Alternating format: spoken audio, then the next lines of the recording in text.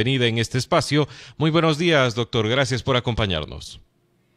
Buenos días, estimado Juan Fernando. Buenos días a quienes nos escuchan. El doctor Leonardo Morales es abogado en libre ejercicio. Él ha escuchado varios reclamos, varias denuncias incluso de supuestos cobros excesivos que pretenden realizar las cooperativas de ahorro y crédito. Doctor, usted que está más empapado y que ha tenido quizás ya la posibilidad de conversar con algunas personas que estarían siendo perjudicadas, ¿cuáles serían estos perjuicios de los cuales hablan? A ver, Juan Fernando, efectivamente han llegado diversas denuncias, varias denuncias a nuestras oficinas, sobre todo por el hecho de que las cooperativas, porque son varias, de ahorro y crédito, están haciendo cobros excesivos respecto a la cuota que debían pagar las personas previo a la emergencia. Por ejemplo, una cuota que era del valor de, y voy a ser exacto en este valor, de $426, hoy le están cobrando $515.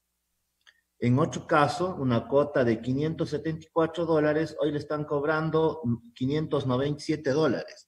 Situaciones que no tienen sentido y a decir de las cooperativas, esto responde únicamente al refinanciamiento que han hecho las cooperativas respecto de la emergencia. Pero lo vuelvo a decir, aquello no tiene lógica, no tiene sentido jurídico, porque incluso fuera de la lógica legal, estamos en una etapa de emergencia y sería imposible que la ciudadanía, las personas que hayan perdido sus trabajos o que no hayan podido cancelar las cuotas de un valor inferior durante la emergencia que continúa, lo puedan hacer todavía ahora con un valor superior. Doctor Morales, los clientes que hoy reclaman, ¿fueron informados oportunamente de cómo se adoptaría esta modalidad, que una vez que cese este periodo, entre comillas, de gracia, tendrían que cumplir con esta obligación, o nunca se les explicó? Ese es justamente el hecho fundamental en donde nosotros pretendemos o creemos, mediante una pretensión jurídica, que no existió esa notificación. Usted conoce, la ciudadanía debe conocer que para yo aceptar una condición, primero entendamos lo que es un crédito. Cuando nosotros hacemos un crédito o accedemos a un crédito, nosotros firmamos un contrato de crédito. En el contrato de crédito, al hacer un contrato, esto es un acuerdo entre nosotros, entre los que pedimos y los que nos dan plata, existen cláusulas. Estas cláusulas se vuelven ley para las partes, ¿no es cierto? De crédito hay una parte importante que es el objeto del contrato. En el objeto del contrato dice que nosotros estamos obligados, los que hemos accedido a los créditos, hablo como persona yo, estamos obligados a pagar el capital, los intereses, el seguro y demás, de acuerdo a, dice aquí claramente en estos contratos, la tabla de amortización que forma parte del respectivo contrato. Entonces, cuando nosotros firmamos estos contratos, un anexo a la tabla de amortización, que es parte del pagaré, además, nos dice las condiciones bajo las cuales nosotros aceptamos que nos presten dinero y la empresa, o en este caso la cooperativa de ahorro y crédito, nos da ese dinero. Ahí es en donde nosotros hemos sido notificados y hemos aceptado las condiciones para poder generar las obligaciones que existen dentro de este contrato. Durante la emergencia, lo que me cuentan o me dicen la mayoría es que se enteraron que las cooperativas se habían acogido a dar este periodo de gracia a los ciudadanos y que si yo quería rever esta situación, yo tenía que acercarme o llamar a la cooperativa a decir que no deseo el periodo de gracia, sino que puedo pagar de forma continua o permanente mis créditos. Aquí se ha hecho todo lo contrario.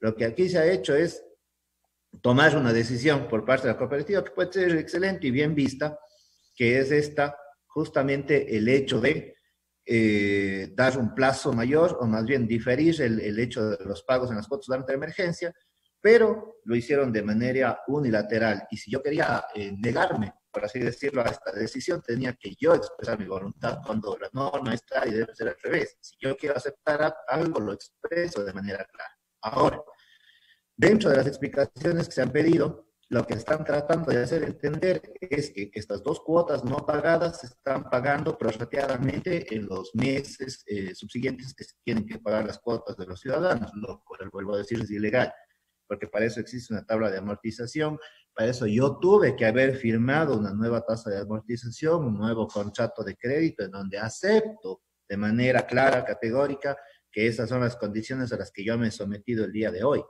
Porque lo que tuvieron que hacer las cooperativas es, vuelvo a decir, si mi crédito concluía en diciembre, ahora mi crédito debe concluir en febrero. Si me atrasé 2 meses, no es que me atrasé, vuelvo a decir, sino que se suspendió el pago porque así lo decidió la cooperativa. Supuestamente, precisamente de eso se trataba, suspensión. Y al hablar de suspensión entendía la mayoría de gente que se ponía en pausa el crédito por una X cantidad de tiempo. Eso es nuevamente lo que se entendió incluso cuando el presidente de la República anunció estas medidas.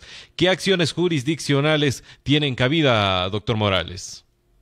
A ver, estamos analizando varias. Ya hemos hecho la primera gestión que es necesaria para obtener la información, que es solicitar a las cooperativas y a la Superintendencia de Economía Popular y Solidaria, que es quienes les vigilan, a las cooperativas de ahorro y crédito. Sin embargo, nos han dicho que no hacen un trabajo de vigilancia, sino más bien de acompañamiento, lo que no le encuentro mucho sentido. Sería bueno que la Superintendencia aclare exactamente cuáles son sus funciones. Pero, sin embargo, hemos solicitado a estas instituciones que nos digan cuál es el fundamento jurídico para tomar esta decisión de imponerme una nueva cuota sin que yo lo haya aceptado. Posterior a eso pasaremos, y yo, como usted bien lo ha dicho, las acciones jurisdiccionales serían las que debemos tomar. En este caso, estamos analizando, creemos que en la medida de lo posible una acción de protección o diversas acciones de protección, porque ya con la experiencia que tenemos respecto al litigio, es mejor presentar varias demandas que una sola y correr el riesgo de que un juez tenga un criterio diverso al que puedan tener otros jueces. Presentar varias acciones de protección con diversos testigos afectados. ¿De qué? ¿Y cuál ha sido el derecho fundamental que yo digo aquí vulnerado? Es el que se presenta en el artículo 76 de la Constitución, que es el debido proceso. El artículo 76 de la Constitución nos dice que en todo proceso, justamente, ya sea proceso, acto, espacio, si se quiere llamar, en donde se adquieran derechos y obligaciones. En este caso, obligaciones, tenemos derecho a las siguientes garantías y nos enumera varias de ellas. Entre estas, que conozcamos claramente sobre las actuaciones que nos imponen obligaciones, como es el caso concreto de esta situación. Segundo, que las personas hayan sido notificadas de manera como manda la ley, que las personas hayan sido notificadas como manda la ley, con el efecto de que tenga justamente validez esta nueva tabla de amortización que dicen que se ha generado sobre texto de la emergencia. Para poner un símil, estimado Juan Fernando, hace no mucho, hace el día de ayer o hace 2 días, por ejemplo, en el tema de las multas de tránsito, se ha determinado por parte de la Corte Constitucional, porque estos son temas de derechos constitucionales, de debido proceso, de garantías jurisdiccionales, que las instituciones llamadas a hacer los cobros de las multas de fotorradares, por ejemplo, no lo pueden hacer sin que exista previa la notificación, porque eso es evidentemente respetar y permitir a los ciudadanos, permitir a la gente en general que puedan ejercer sus legítimos derechos a la defensa, puedan ejercer la contradicción a un acto que les vulnere sus derechos y sobre todo que para eso existe la justicia, para evitar este tipo de actos que tal vez intentan saltarse lo que manda la norma y los ciudadanos estén protegidos bajo este tipo de situaciones.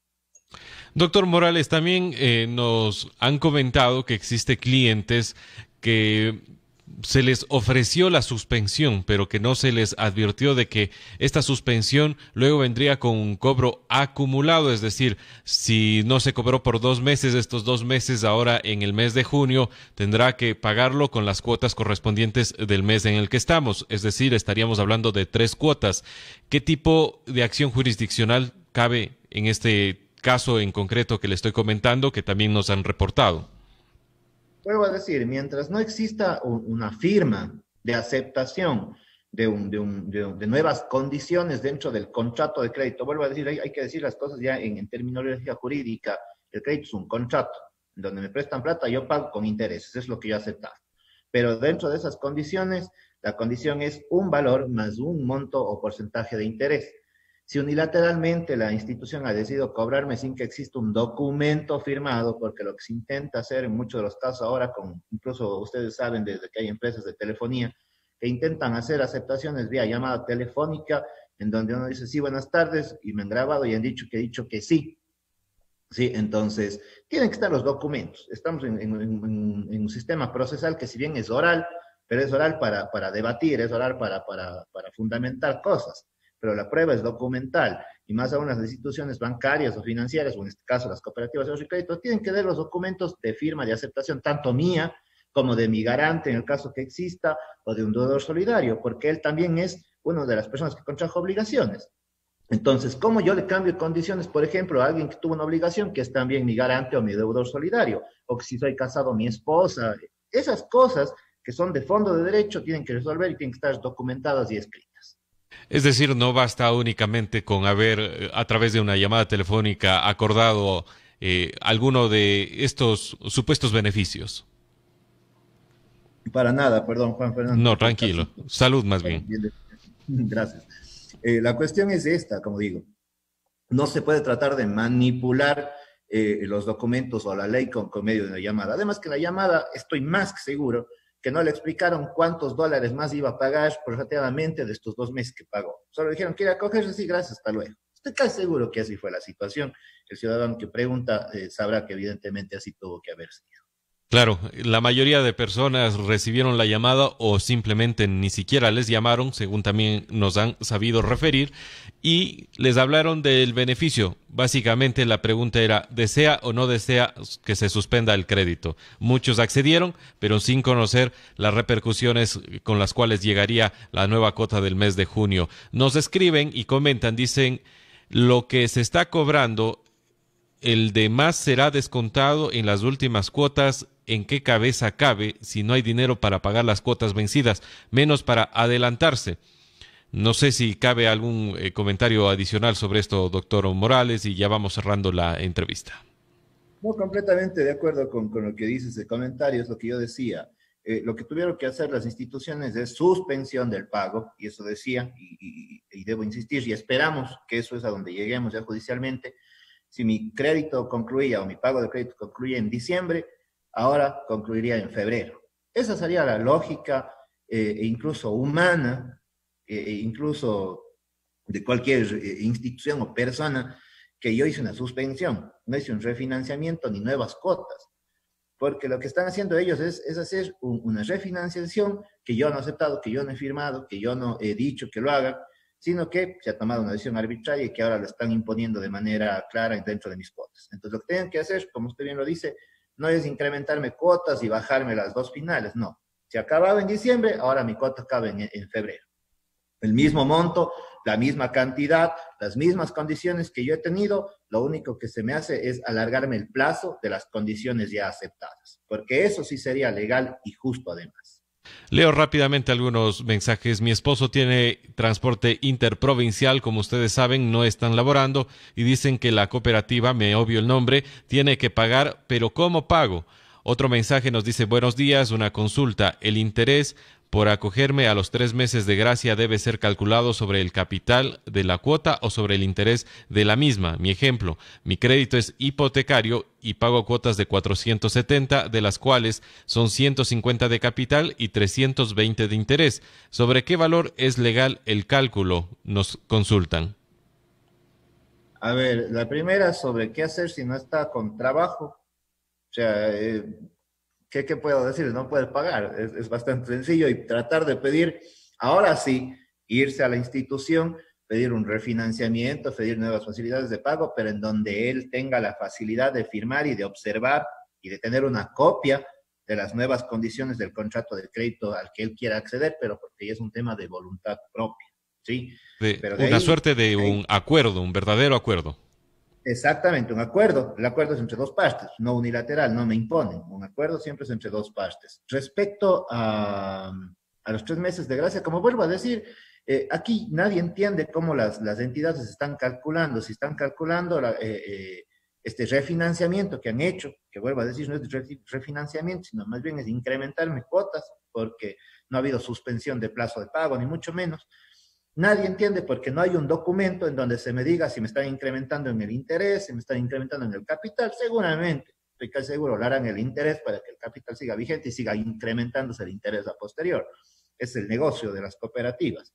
Entonces, sería bueno que esta pregunta realmente nos pueda explicar las instituciones y saber dónde está el documento de la forma en que las están aplicando los intereses respecto a esta suspensión que se consideraba que era de los plazos de los pagos por la emergencia nacional.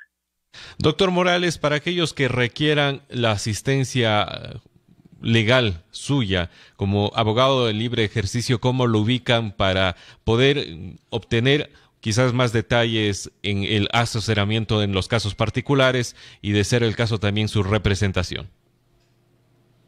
De acuerdo, estamos en Aceleico, es nuestro estudio jurídico. Esto es por la Escuela de Bomberos, en la Miguel Moreno 520 y Roberto Crespo, o pueden ubicarme directamente a mi número para que puedan tener una cita. Si gustan, les puedo dar ahora o un mensaje, como usted prefiera, Juan Fernando.